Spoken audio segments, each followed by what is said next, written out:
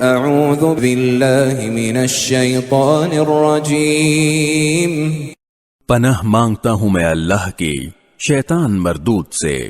لا تحرک به لسانک لتعجل به، اے پیغمبر تم اس قرآن کو جلدی جلدی یاد کرنے کے لیے اپنی زبان کو ہلایا نہ کرو۔ ان علینا جمعه وقرآنه، یقین رکھو کہ اس کو یاد کرانا اور پڑھوانا ہماری ذمہ داری ہے۔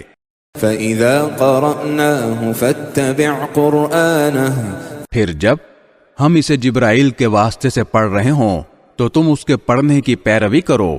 ثُمَّ إِنَّ عَلَيْنَا بَيَانَهُ، پھر اس کی وضاحت بھی ہماری ذمہ داری ہے۔